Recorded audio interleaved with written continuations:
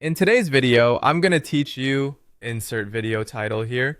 We'll set up Clawdbot from scratch on your local machine and make sure it runs smoothly with a simple way to keep it online in the background. Let's start with the basics. You need two things installed: Node.js, specifically the long-term support version, and Git. Open your terminal, command prompt, or PowerShell on Windows, terminal on Mac OS or Linux, and check what you have by typing node by avi, then npm.v, and git version. If any of those commands say not found, install node.js from the official site and Git from their official site.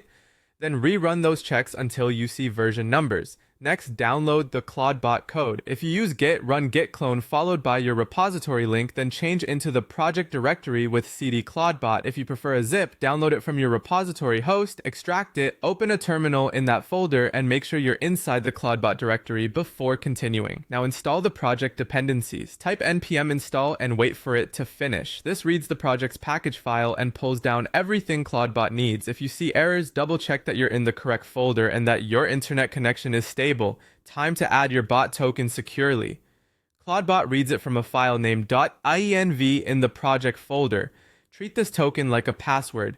Never share it publicly or commit it to a repository. On Mac OS or Linux, type nano.env to create or edit the file. On Windows, type notepad.env. Inside the file, add the line Discord bot token your token here, replacing only the placeholder with your actual token without quotes. Save and close the file. You're ready to start the bot. Run node index.js. If everything is set correctly, the terminal should confirm the bot is logged in, and you'll see it appear online in your Discord server. To stop it at any time, press Ctrl and C in the terminal window.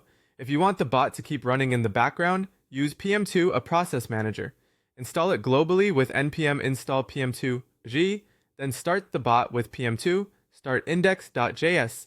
Name Clawdbot and save the process list with pm2 save. pm2 will keep it alive even if you close the terminal. For day-to-day control, use pm2 list to see running processes, pm2 logs Clawdbot to watch live output, pm2 restart Clawdbot after you make changes, and pm2 stop Clawdbot to shut it down cleanly. That's it. Clawdbot is now running locally, no VPS required, and it's easy to stop and restart whenever you need. If something doesn't work, revisit each step and verify your versions and token.